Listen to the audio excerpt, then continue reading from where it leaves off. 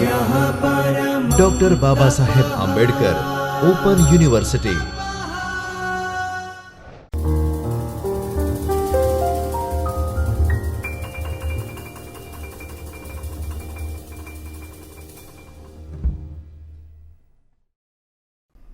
Welcome students, doctor Baba Saheb Ambedkar open યુનિવર્સિટીના 3rd યરના અભ્યાસક્રમમાં તમારું સ્વાગત છે. હવે ડૉક્ટર બાબા સાહેબ આંબેડકર ઓપન યુનિવર્સિટીનો આ અભ્યાસક્રમ હોય કે તમે કોઈ સ્પર્ધાત્મક પરીક્ષા આપી રહ્યા હો, તો ધારો કે તમને આ એક્ઝેક્ટ પર્ટિક્યુલર ટોપિક ન હોય, પણ તેમ છતાં મારી દ્રષ્ટિએ આજે આપણે જે મુદ્દાની ચર્ચા કરવાના છીએ એ આખી રિસર્ચ મેથોડોલોજી પણ તમને બતાવે છે. હવે શરૂઆતમાં ધારો કે આપણને એમ થાય કે સંસ્થાનવાદ એટલે કોલોનિયલ ટાઈમે જે કૃષિ હતી એનો આજે અભ્યાસ કરવાની શું જરૂર, પણ એ આખી પદ્ધતિ એમાં જે ફેરફારો થયા એની એ સમયનો અભ્યાસ, અત્યારનો અભ્યાસ, એ બધામાં કેવી રીતે પરિવર્તનો આવે છે, હકીકતમાં આ એકમમાં તમારે એ જોવાનું છે. તમારી પાસે ફિગર્સ તમને મળી શકે છે, તમને આધુનિક જે પણ રિસર્ચ થાય એ તમને વિગતો મળી શકે છે. તમે ખુદ ધારો કે રિસર્ચર બનો તો તમે પોતે સંશોધન કરી શકો છો, એટલે ફિગર્સ તો તમને મળી જ શકે છે, પણ એ ફિગર્સનો અભ્યાસ કેવી રીતે કરવો? કોલોનિયલ ટાઈમ એટલે કે સંસ્થાનવાદ સમયે ભારત કેવું હતું, કૃષિ કેવી હતી, એના ઉપર અસરો કયા કયા પરિબળો કરતા, એ બધાનો અભ્યાસ આ એકમ કરાવે છે. એટલે આ એકમમાં તમે એ બધું તો અભ્યાસ કરવાના જ છો કે ફિગર્સ, અનાજનું ઉત્પાદન, રોકડિયા પાકોનું ઉત્પાદન કે વસ્તી વધારા સાથેની તુલના. હવે દાખલા તરીકે આપણને એ જો કરંટ ટોપિક સાથે એનો રિલેવન્સ જોઈએ, કરંટ સિચ્યુએશન સાથેનો, તો હંગર ફ્રી સોસાયટી અથવા તો વિશ્વને ભૂખમરામાંથી દૂર કરવી હોય તો એક સાદો નિયમ એ હોવો જોઈએ કે જેટલા પ્રમાણમાં વસ્તી વધારો થતો હોય, જેટલા દરે વસ્તી વધારો થતો હોય તેટલા દરે મિનિમમ અનાજનો ઉત્પાદનનો વૃદ્ધિ દર હોવો જોઈએ, કે જેથી કરીને વસ્તીને એ જેટલો વધારો થાય એ લોકોને અનાજ મળી રહે. હવે વાસ્તવિકતા શું છે? આ જુઓ, રિસર્ચના કેટલા બધા પાસાઓ આપણને મળે છે કે દરેક વખતે આપણને જ્યારે અભ્યાસ કરવા બેસીએ છીએ ત્યારે ધારો કે તમે એક વિદ્યાર્થી હો ને તમે આ બધું ગોખી લેશો, યાદ કરી લેશો કે અનાજનું ઉત્પાદન કેવું હતું, એમાં શું શું ફેરફારો થયા. આ એકમમાંથી પ્રશ્ન પૂછાઈ જશે, તમે સારો જવાબ લખી લેશો, તમને સારા માર્ક્સ મળી રહેશે. પણ હવે આગળ તમે રિસર્ચર છો, તમે ખુદ કૃષિ ક્ષેત્રમાં છો, તમે પોલિસી મેકર હો, તમે સ્પર્ધાત્મક પરીક્ષાઓમાં એપિયર થતા હો, તમારે ઇન્ટરવ્યૂ ફેસ કરવાનો બને, તો આ દરેક પાસાઓનો અભ્યાસ કરવાનો થાય. હવે ધારો કે અત્યારે આપણે અભ્યાસ કરવો હોય તો વસ્તી વૃદ્ધિનો દર કેટલો છે 2021-22માં, અને અનાજ ઉત્પાદનનો વૃદ્ધિ દર કેટલો છે નંબર 2. છતાં પણ ઘણી જગ્યાએ લોકોને પૂરતું ખાવાનું નથી મળતું, ગરીબી રેખાની હેઠળ લોકો છે, એ લોકોના ભાગે કેટલું અનાજ આવે છે, જે ઉપરના ટોચના 10% લોકો છે એના ફાળે કેટલું હોય છે. તો આ બધા અભ્યાસના વિષયો છે જે ખરેખર રસપ્રદ તો છે જ, પણ આપણા માટે ઉપયોગી પણ થાય જે વાસ્તવિક જીવનમાં. તો આપણે તબક્કાવાર આ અભ્યાસને જોઈએ. તો રૂપરેખા શું છે? આ વ્યાખ્યાન ખંડની જે રૂપરેખા છે એ તો 2 મુદ્દાઓની છે કે સ્વાતંત્ર્ય પ્રાપ્તિ પહેલા પાકની તરાહ એટલે કયા પાકો લેવાતા, કઠોળ, તેલીબિયા, અનાજ, રોકડિયા પાકો, કયા પાકો લેવાતા, પાકની તરાહ શું હતી, એનો વૃદ્ધિ દર કેવો હતો અને વસ્તી વૃદ્ધિનો દર કેવો હતો, એનો અભ્યાસ કરવાનો છે. બીજો મુદ્દો છે 1950થી 80ના દાયકા દરમિયાન, સમયગાળા દરમિયાન કૃષિ વિકાસની તરહ કેવી રહી, એટલે સ્વતંત્રતા પ્રાપ્તિ પહેલા અને સ્વતંત્રતા પ્રાપ્તિ પછી કયા પ્રકારના ફેરફારો થાય છે. હવે ઇન્ટરનલ તો આપણે ફેરફારો જોવાના જ છીએ. દાખલા તરીકે સ્વતંત્રતા મળી તે પછીથી એટલે 1950થી 80ના ગાળાની જ્યારે આપણે અભ્યાસ કરીએ ત્યારે એમાં હરિયાળી ક્રાંતિ આવે, ટેકનોલોજીકલ ડેવલપમેન્ટ આવે, એટલે 50નું ઉત્પાદન, 70નું ઉત્પાદન અને 80ના દાયકાનું ઉત્પાદન, એ ઇન્ટરનલ કમ્પેરિઝન પણ થાય. તેવી જ રીતે પ્રદેશોનો પણ ભિન્ન આમાં ખ્યાલ આવે છે, એ પણ તમે જોવાના છો. અને એટલે સ્વતંત્રતા પ્રાપ્તિ પહેલાં અને પછી કયા પ્રકારના પરિવર્તનો આવ્યા. હવે એક વસ્તુ એ પણ તમારે ધ્યાનમાં રાખવાની હશે કે જ્યારે આપણે માત્ર કૃષિ ક્ષેત્રનો અભ્યાસ કરીએ છીએ ત્યારે એક કેવળ માત્ર કૃષિ ક્ષેત્રનો અભ્યાસ નથી હોતો. હવે ધારો કે આપણી પાસે એવું તારણ આવે, આપણે એક પછી એક આના પર તબક્કાવાર એનો અભ્યાસ કરવાના છીએ કે અંગ્રેજોએ કયા પ્રકારની આર્થિક નીતિ અપનાવી. ઇંગ્લેન્ડમાં ઔદ્યોગિક ક્રાંતિ હતી એટલે કાપડના ઉદ્યોગનો વિકાસ થાય, એમાં કપાસનું કાચો માલ સરળતાથી મળી રહે એટલા માટે ભારતમાં કપાસનું ઉત્પાદન વધારવામાં આવ્યું. તો કપાસ રોકડીયો પાક છે, અનાજ પાક, ખાદ્યાન્ન નથી. તો કઈ રીતે રોકડિયા પાકોનું વાવેતર વધ્યું? એના પાછળ કયા પરિબળોએ કામ કર્યું? માત્ર પ્રાકૃતિક કુદરતી પરિબળો નથી, ઘણા બધા પરિબળો છે. સામાજિક ફેરફારો હોય, આર્થિક ફેરફારો હોય, ઘણા બધા. તો આ ખાદ્યાન્નનું ઉત્પાદન ઘટ્યું કે વધ્યું? કયા કારણોસર રોકડિયા પાકોનું ઉત્પાદન વધ્યું કે ઘટ્યું? કયા કારણોસર? વસ્તી વૃદ્ધિ થઈ રહી છે તો એના માટે ખાદ્યાન્ન જોઈએ, તો એનું ઉત્પાદન ઘટે છે. એનો વિકલ્પ શું? કારણો શું? આ બધાનો અભ્યાસ આ રીતે કરવાનો થાય. હંમેશા હું તમને રિમાઇન્ડર આપું છું કે તમે 3rd યરના સ્ટુડન્ટ્સ છો, માત્ર યાદ કરી લેવાનું એ રીતે ન કરજો. તમારી પાસે બુક્સ અવેલેબલ હોય જ છે અને હવે તો આપણે ટેકનોલોજીના યુગમાં છીએ. આપણી પાસે હંમેશા ઇન્ટરનેટ પર આપણે ડેટા લેટેસ્ટ મળી જ રહેતા હોય છે. એટલે ડેટા ઘણા બધા યાદ રાખ્યા એટલે તમારો જવાબ સારો થયો એવું નહીં. હંમેશા આપણે આદત કેળવવાની છે, એનાલિસિસ કરવાની. આગળ જોઈએ.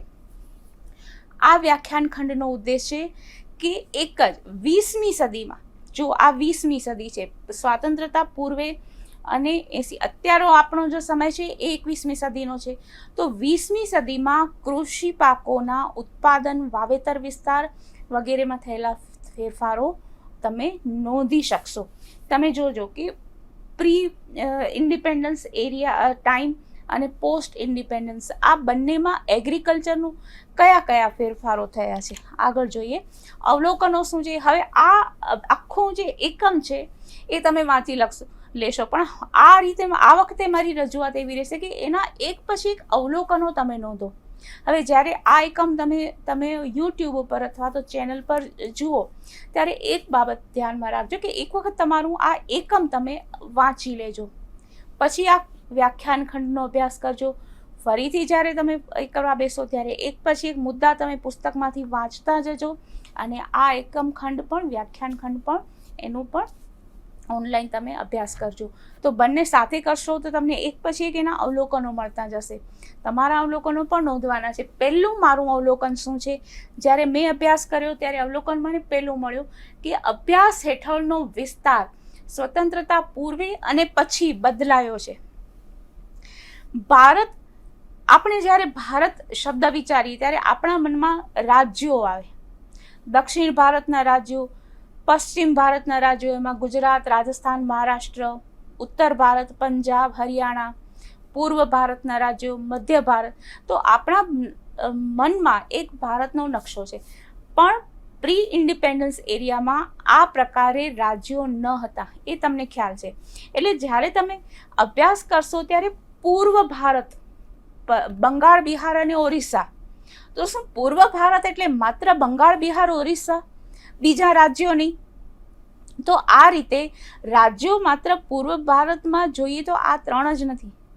હવે મધ્ય પ્રાંત છે, ઉત્તર ભારત છે, પશ્ચિમ ભારત છે, ગુજરાત અને મહારાષ્ટ્ર. આપણે વિચાર કરીએ તો ગુજરાત અને મહારાષ્ટ્રનો પ્રી ઇન્ડિપેન્ડન્સ ટાઈમમાં આખું રાજ્ય હતું. તે પછી રાજ્યો બદલાયા. તો જ્યારે આ અભ્યાસ હેઠળનો વિસ્તાર આપણો બદલાય છે. નંબર 2 એગ્રીકલ્ચર છે, એ સમયે સ્વતંત્ર હતું. મોગલોના સમયમાં પણ પદ્ધતિ અલગ હતી, એ પણ આપણે અભ્યાસ કરી ચૂક્યા છીએ. સ્વતંત્રતા પ્રાપ્તિ પછી જે પણ તમે અભ્યાસ કરો, હવે દાખલા તરીકે આપણે આજના સમયમાં અભ્યાસ કરીએ તો પણ એનો આખા અભ્યાસ હેઠળનો એરિયા છે, એની વ્યાખ્યા, એની સરહદો માપણી બદલાય છે. નંબર 2 કુલ કૃષિ ઉત્પાદન, અનાજ અથવા તો ખાદ્યાન્ન એનું ઉત્પાદન, બિન ખાદ્ય અથવા તો રોકડિયા પાકોનું ઉત્પાદન અને વસ્તી વધારાનો દર એવા પાસાઓનો અભ્યાસ કરવામાં આવ્યો છે. જો આ અભ્યાસ માત્ર એક પ્રકારે નથી કરી શકાય કે કૃષિ ખાદ્યાન્નના ઉત્પાદનમાં થયેલા ફેરફારો અથવા તો રોકડિયા પાકના ઉત્પાદનમાં થયેલા ફેરફારો અથવા તો ટ્રેન્ડ, વલણ, જે પણ શબ્દ આપણે ઉપયોગમાં લઈએ તે એકબીજાનો પણ અભ્યાસ કરી શકાય કે રોકડિયા પાકો અને ખાદ્યાન્નના વાવેતર વિસ્તારમાં થયેલો ફેરફાર, ક્યારેક ખાદ્યાન્નના હેઠળ વાવેતર વિસ્તાર વધારે હોય, ક્યારેક રોકડિયા પાકોનો વાવેતર વિસ્તાર વધારે હોય. તો આ અભ્યાસ કરવામાં આવ્યા છે. એમાં વસ્તી ખાસ મને પસંદ પડેલો એ મુદ્દો છે કે વસ્તી વધારાના દર સાથે આ અભ્યાસને જોડેલો છે. જો આપણે ભૂખમરો દૂર કરવા ઈચ્છતા હોઈએ, જો આપણા ગોલ છે જે સસ્ટેનેબલ ડેવલપમેન્ટના ગોલ છે એમાંનો ગોલ છે કે હંગર ફ્રી સોસાયટી, તો એના માટે આપણે વસ્તી વધારાના દર સાથે અનાજનો દર, તો આપણે દાખલા તરીકે જે તબીબી વિજ્ઞાન મેડિકલ સાયન્સ કે એક વ્યક્તિને મિનિમમ આટલો ખોરાક તો મળવો જ જોઈએ, તો શું ગરીબી રેખા નીચે જેટલા લોકો છે એ લોકોને એટલો મિનિમમ ખોરાક મળે છે? જો લઈ આવવું હોય એ લોકોને ગરીબ રેખાથી ઉપર, તો આપણે કઈ રીતે વધારે ખોરાક એમને ઉપલબ્ધ કરાવી શકીએ? તો અનાજનું કૃષિનું ઉત્પાદન વધારીને કરી શકીએ કે બીજો કોઈ પ્રોબ્લેમ આવે છે? હવે ધારો કે બીજી જ વાત કરું કે આપણા અભ્યાસનું કારણ એવું આવ્યું કે વસ્તી વધારાનો દર છે એના કરતાં અનાજના ઉત્પાદનનો દર વધારે છે, તો પછી કેમ ગરીબ લોકોને અનાજ નથી મળતું? અથવા તો એવું પણ થઈ શકે કે ધારો કે વસ્તી વધારાના દર કરતાં કૃષિમાં અનાજ ઉત્પાદનનો દર ઓછો છે, તો કઈ રીતે અનાજ ઉત્પાદનનો દર વધારી શકાય? તો આ કોઈ પણ રીતે આપણે અભ્યાસ કરી શકીએ. આગળ જોઈએ અવલોકન નંબર 3. તો 1950 થી 80ના સમયનો અભ્યાસ 10 વાર્ષિક ધોરણે થયો છે. જો આ તમે જ્યારે પુસ્તકમાં અભ્યાસ કરશો ત્યારે 50ના દાયકામાં પરિવર્તનો, 60ના દાયકામાં થયેલા ફેરફારો, આ બધો અલગ અલગ 10 વાર્ષિક ધોરણે અભ્યાસ દાયકા પ્રમાણે કરેલો છે. હવે એમાં હરિયાળી ક્રાંતિ પહેલાં અને હરિયાળી ક્રાંતિ પછી થયેલા ફેરફારો પણ નોંધવામાં આવેલા છે. હવે તમે પુસ્તક વાંચશો ત્યારે તમને એક્ઝેક્ટ હરિયાળી ક્રાંતિ શબ્દ નહીં મળે. તમે જ્યારે સારાંશનો અભ્યાસ કરશો ત્યારે એમાં લખેલું છે કે હરિયાળી ક્રાંતિનો ઉલ્લેખ કરેલો છે, પણ એક્ઝેક્ટ તમે 60નો દાયકો વાંચવા બેસશો અથવા તો 70sનો, ત્યારે એક્ઝેક્ટ એવી રીતે સ્પષ્ટ નથી જણાયું કે આ હરિયાળી ક્રાંતિના કારણે આ પછી ટેકનોલોજીકલ ડેવલપમેન્ટ થયું, પણ આપણે અહીંયા એ લોકોએ માત્ર થયેલા ફેરફારો નોંધેલા છે.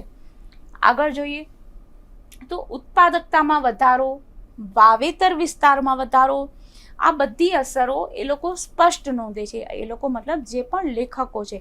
તો આ ઉત્પાદન વધ્યું છે. ધારો કે અનાજ, કુલ કૃષિ ઉત્પાદનમાં વધારો. હવે જુઓ, આપણે ભારતનું અથવા તો કોઈ પણ દેશનું કૃષિ ક્ષેત્ર કહી શકીએ કે ટોટલ એગ્રીકલ્ચર પ્રોડક્શન વધ્યું છે, ટોટલ એગ્રીકલ્ચર પ્રોડક્શન વધ્યું છે, પણ એમાં ખાદ્યાન્નનું પ્રોડક્શન વધ્યું છે કે રોકડિયા પાકોનું, કેશ ક્રોપનું? ખાદ્યાન્નનું ઉત્પાદન વધ્યું છે. એનું કારણ શું? પ્રોડક્ટિવિટીમાં વધારો થયો છે કે વાવેતર હેઠળના વિસ્તારમાં વધારો થયો છે? તો આ દરેક રીતે આપણને એના મુદ્દાઓ મળી શકે. ખરેખર રસપ્રદ અભ્યાસ બની શકે. તમે તમારા અભ્યાસમાં જે પણ તમે અભ્યાસ કરો તમારા વિસ્તાર વિશે પણ કરી શકો. તો ઉત્પાદકતામાં વધારો, વાવેતર વિસ્તારમાં વધારો, આ બધી અસરો, બધા ફેરફારો સ્પષ્ટ નોંધવામાં આવ્યા છે. 5મું અવલોકન છે કૃષિ વિકાસની તરાહમાં પ્રાદેશિક ભિન્નતા જોવા મળે છે. ઓબ્વિયસ છે. હવે આ એક વસ્તુ ખાસ નોંધો કે કૃષિ ભલે પ્રી ઇન્ડિપેન્ડન્સ સમય હોય, એટલે કે અંગ્રેજોના શાસન સમયનો કોલોનિયલ ટાઈમ હોય કે પોસ્ટ ઇન્ડિપેન્ડન્સ ટાઈમ હોય, એમાં પ્રકૃતિ તો અસર કરે છે. અને ભારત ભૌગોલિક વિભિન્નતાઓ ધરાવતો દેશ છે. હવે ભારતની સરખામણી કરીએ તો કદાચ ભારત જેવના વિસ્તાર જેટલા જ વિસ્તારના દેશો મળી શકે, ભારતથી મોટા દેશો પણ મળી શકે, ભારતથી નાના દેશો પણ મળી શકે વિશ્વના દેશોનો અભ્યાસ કરીએ તો. પણ ભારતમાં જે ભૌગોલિક ભિન્નતા છે એ બધી એટલી બધી અસમાનતા ઘણી બધી છે. એક જ પ્રકારના વિસ્તારો ખાસ જોવા મળતા નથી. દાખલા તરીકે આપણે પશ્ચિમ ભારતનો જ અભ્યાસ કરીએ તો મહારાષ્ટ્ર, ગુજરાત, રાજસ્થાન, મધ્યપ્રદેશ ધારો કે મધ્ય પ્રાંતમાં આવે, પણ આ જે 3 રાજ્યો છે એ ત્રણેય રાજ્યોમાં પશ્ચિમ ભારતમાં જોવા છતાં ત્રણેયની આબોહવા, જમીનના પ્રકારો બધી જ ભિન્નતા છે. એક સમય એવો હતો કે ધારો કે ગુજરાત અને મહારાષ્ટ્ર એક જ રાજ્ય હતું, તેમ છતાં એ લોકો એ પ્રદેશ માટે કૃષિ નીતિ એક જ ન રાખી શકાય. રાજ્ય એક છતાં કૃષિ નીતિ અલગ રાખવી પડે, કારણ કે મહારાષ્ટ્રની કૃષિ અલગ હોય, જમીન અલગ હોય, કુદરતી સ્થિતિ અલગ હોય. તેવી રીતે ગુજરાતની સ્થિતિ પણ અલગ હોય. ગુજરાતમાં રણ પ્રદેશ છે અને રાજસ્થાનમાં પણ છે, તેમ છતાં બંને માટે કૃષિ નીતિ અલગ એટલા માટે રાખવાની થાય કે રણ પ્રદેશમાં પણ ભિન્નતા છે લાક્ષણિકતાઓમાં. તો આ બધા જે કૃષિ વિકાસની તરે છે એમાં પ્રાદેશિક ભિન્નતા તો મુખ્ય અસર પાડવાની જ છે. આપણે ટેકનોલોજીનો ઉપયોગ કરવાના છીએ, વીજળી મળે, ખેડૂતોને વીજળી મળે, પાણીનો પુરવઠો વધારે મળે, નહેરોથી પાણી અપાય, ટેકનોલોજીકલ ડ્રીપ ઇરિગેશન કે રાસાયણિક ખાતરો ગમે તે કરી શકાય, પણ અલ્ટિમેટલી તો મૂળ જે પ્રાદેશિક ભિન્નતા છે એ તો રહેવાની છે. આપણે ફોર એક્ઝામ્પલ એ પણ કહી શકીએ કે એ કદાચ અભ્યાસ કરીએ, હવે 1980નો જે દાયકો છે કે ઇવન આપણે 2000નો દાયકો છે, જો 21મી સદીની જ વાત કરીએ તો એમાં ક્યાંય પણ આટલા સુધીના 20મી સદીના અભ્યાસ સુધીમાં સોઇલ ટેસ્ટિંગ ક્યારેય નહીં આવી શકે. પણ ધારો કે વિજ્ઞાનનો વિકાસ થયો છે, ઘણા બધા કિસાનો સોઇલ ટેસ્ટિંગના આધારે કૃષિ ઉત્પાદન કરે છે, બરાબર. તો એની અસરો શું હોઈ શકે? સોઇલ ટેસ્ટિંગથી વિજ્ઞાનથી આપણે ખબર તો પડી શકે છે કે આ સોઇલમાં, આ માટીમાં, આ જમીનમાં કયા પ્રકારનું ઉત્પાદન થઈ શકે. હવે ધારો કે સોઇલ જ એવી હોય કે આપણે અનાજનું ઉત્પાદન એમાં કરી ન શકીએ, તો આપણે ફરજિયાત રોકડિયા પાક લેવાનું થાય. ફોર એક્ઝામ્પલ છે, કૃષિ એ મારા નિષ્ણાતનું, એટલે મને એટલી બધી એક્સપર્ટીઝ નથી, પણ આ જસ્ટ એક્ઝામ્પલ આપું છું કે ધારો કે એમાં એ પ્રકારનો પાક થઈ શકે કે અનાજનું ઉત્પાદન કરી શકાય, તો આપણે ભૂખમરો દૂર કરી શકવા તરફ આગળ વધી શકીએ. એટલે એટલું ખરું કે એ જ્યાં પાક લેવાય ત્યાં સોઇલ ટેસ્ટિંગથી કરીને લેવાય તો ફેલ્યુર ઓછો આવે, પાક નિષ્ફળ ઓછા જાય. જે જમીન પ્રમાણે લેવાતા હોય તો પાકનું ઉત્પાદન વધારે મળે, આ પણ કરી શકાય. તો પ્રાદેશિક ભિન્નતા તો રહેવાની છે. હવે ખાદ્ય તેલની આયાતને ચિંતાજનક કહી છે. જુઓ, હવે જ્યારે પણ અભ્યાસો થયા છે ત્યારે ભારતમાં જ્યારે ખાદ્ય તેલ, આપણે ભારતની ઓળખ શું છે? ભારતની ઓળખ એટલે આપણા મનમાં અત્યારે પણ ઘણા બધા ઇન્ડસ્ટ્રીયલ ડેવલપમેન્ટ થઈ ગયો હોય, સેવા ક્ષેત્રનો વિકાસ ઘણો બધો થઈ ગયો હોય, તેમ છતાં ભારતની ઓળખ કૃષિ પ્રધાન દેશ તરીકેની રહે છે. કૃષિ પ્રધાન છે નથી પછીની વાત છે મારી દૃષ્ટિએ, પણ કૃષિ પ્રધાન દેશ તરીકેની તો ઓળખ છે જ. હવે આ સ્થિતિમાં જ્યારે ખાદ્ય તેલની આયાત કરે ભારત, તો એને ચિંતાજનક જણાવી છે અભ્યાસમાં. કેમ? એનું કારણ એ હોઈ શકે કે આ ચિંતા વિદેશી ચલણની અછતને કારણે છે. હવે આપણે આત્મનિર્ભર અહીંયા બની શકીએ. જુઓ, મારા બંને પેરેલલ ટોપિક્સ ચાલે છે કે આપણે વાત કરીએ છીએ એટલા માટે કે આપણે પ્રી ઇન્ડિપેન્ડન્સ ટાઈમથી કરીને 20મી સદી આખી, એટલે સંસ્થાનવાદ સમયની કૃષિ અને સ્વતંત્ર ભારતની કૃષિ બંનેની વાત કરીએ છીએ. વર્તમાન પણ હું જોડું છું સાથે. તો આપણે અત્યારે વિદેશી ચલણની અછત છે અત્યારે, મતલબ કે જ્યારે અભ્યાસ કરીએ છીએ તે સમયગાળા દરમિયાન, તો ખાદ્ય તેલ મંગાવવા, આયાત કરવી જરૂરી છે. વિકલ્પ શું હોઈ શકે? અહીંયા કૃષિનો વિકાસ આપણે જોઈએ કે ખાદ્ય તેલ, તો તેલીબિયાનું ઉત્પાદન ભારતમાં કોઈ જગ્યાએ થઈ શકે એમ છે? પૂર્વ ભારત, પશ્ચિમ ભારત, મધ્ય પ્રાંત, ઉત્તર ભારત, કોઈ પણ તમે ભારત આખાના જે પણ વિસ્તારો છે ત્યાં એવી કોઈ જમીન ખરી કે જ્યાં તેલીબિયાનું ઉત્પાદન થઈ શકે? તો તેલીબિયાનું ઉત્પાદન થઈ શકે તેમ હોય તો શા માટે નથી થતું? કારણ કે આયાત બતાવી છે એટલે તેલીબિયાનું જરૂર કરતાં ઓછું ઉત્પાદન છે. અથવા તો જો તેલીબિયાનું ઉત્પાદન તો થાય છે પણ તેલીબિયામાંથી તેલ બનાવવાની જે પ્રક્રિયા છે એના ઉદ્યોગો ઓછા છે. એટલે કૃષિ વિકાસ હંમેશા ઉદ્યોગો સાથે પણ જોડાયેલો છે, અથવા તો કહીએ તો ઉદ્યોગોનો વિકાસ પણ કૃષિ ક્ષેત્ર સાથે જોડાયેલો છે. જ્યારે પણ ગમે તે આપણે અભ્યાસ કરતા હોઈએ ત્યારે આ રીતે બધા ક્ષેત્રોના આંતર સંબંધો આપણે જોવાના થાય. તો અહીંયા પણ બતાવ્યું છે. હવે આપણે જુઓ, આખો અભ્યાસ કર્યો, કૃષિ ઉત્પાદન, ખાદ્યાન્ન, રોકડિયા પાકો, વસ્તી વધારો, તેમ છતાં આપણે વિદેશી ચલણનું પ્રમાણ ભારતમાં કેટલું છે એ મુદ્દો આપણા બેકગ્રાઉન્ડમાં, આપણા મનમાં તો છે જ કે આપણે ખાદ્ય તેલની આયાત કરીએ છીએ પણ વિદેશી ચલણ તો છે નહીં. એટલે જ્યારે અભ્યાસ કરીએ છીએ ત્યારે એના એક જ પાસાનો અભ્યાસ નથી હોતો. અર્થતંત્ર, અર્થશાસ્ત્ર હંમેશા એક પક્ષીય નથી, બહુ આયામી વિજ્ઞાન છે. એટલે જ્યારે આપણે કૃષિમાં આપણે બહુ ચર્ચા ઘણી બધી કરી કે વૃદ્ધિ દર કેટલો છે, ઉત્પાદકતા વધી છે, એટલે કે પ્રોડક્શન કેપેસિટી, પ્રોડક્ટિવિટી વધી છે, કે વાવેતર હેઠળનો વિસ્તાર વધ્યો છે, પણ છતાં આપણી એક દૃષ્ટિ આયાત અને નિકાસ ઉપર તો રહી છે કે આપણે ખાદ્ય તેલનું તો આયાત કરીએ છીએ. તો આપણે કૃષિ પ્રધાન છીએ, તો શું તેલીબિયાનું ઉત્પાદન ભારતમાં ન થઈ શકે કે આપણે ખાદ્ય તેલની આયાત કરીએ છીએ પણ વિદેશી ચલણની અછત છે? તો આ રીતે આપણે અભ્યાસ કરેલો છે. તો સ્ટુડન્ટ્સ, તમે મારો સંપર્ક કરો ત્યારે હું તમારી જવાબ સાથે હંમેશા રાહ જોઉં છું કે તમે કોઈ પણ મુદ્દાની ચર્ચા કરી શકો છો. આ પ્રકરણનું રીડિંગ, આ પ્રકરણનું વાંચન કરતી વખતે પણ જ્યારે તમારા મનમાં કોઈ પણ પ્રશ્ન ઉઠે, કોઈ ચર્ચા કરવાની જરૂર જણાય, તો જરૂરથી તમે મારો સંપર્ક કરી શકો. 2 ઈમેલ આઈડી છે, economics@baou.edu.in અને kruti.chhaya@baou.edu.in. તો ફરીથી આપણે જ્યારે પણ મળીએ ત્યારે તમારું આ પ્રકરણનો અભ્યાસ કરી શકશો. એક બાબત ખાસ ધ્યાનમાં રાખવાની છે, ઇકોનોમિક્સ એટલે હંમેશા માત્ર આંકડાઓ નહીં, આંકડાઓની જરૂર હોય છે કારણ કે આપણે એના સાથે તુલનાત્મક અભ્યાસ કરી શકીએ. દાખલા તરીકે આપણે કેવું હોય કે વસ્તી વૃદ્ધિનો દર વધારે છે, અનાજ ઉત્પાદનનો દર ઓછો. હવે ઓછો એટલે કેટલો ઓછો, વધારે એટલે કેટલો વધારે? ધારો કે બંનેનો 2%, 1%, 1.5% ધારો કે અનાજ ઉત્પાદનનો દર હોય અને વસ્તી વૃદ્ધિનો દર હોય એ 2% હોય, 2%નો હોય, તો બંને વચ્ચે કેટલો ડિફરન્સ છે એ આપણે સ્પષ્ટ કરી શકીએ. જો માત્ર આંકડાકીય માહિતી વગર જ આપણે માહિતી મૂકતા હોય તો એક્ઝેક્ટ એનું માપન કરી શકતા નથી. જેટલો તમે પરિચય કેળવશો, અહીંયા યાદ રાખવાની કે એક્સરસાઇઝ કરવાની અથવા તો ગોખવાની જરૂર નથી હોતી, પણ એના માટે તમારે એ જોવાનું હોય છે કે એને રિલેવન્સ, તમે જેટલો આંકડાઓ સાથે પરિચય કેળવશો તમે ચોક્કસ એના માટે યાદ રાખી શકશો. તો હવે પછીનો સમય આપણે જ્યારે પણ મળીએ ત્યાં સુધી તમારો સમય ઘણો જ ખુશી ભરેલો રહે, આનંદદાયક રહે, સ્વસ્થ રહે.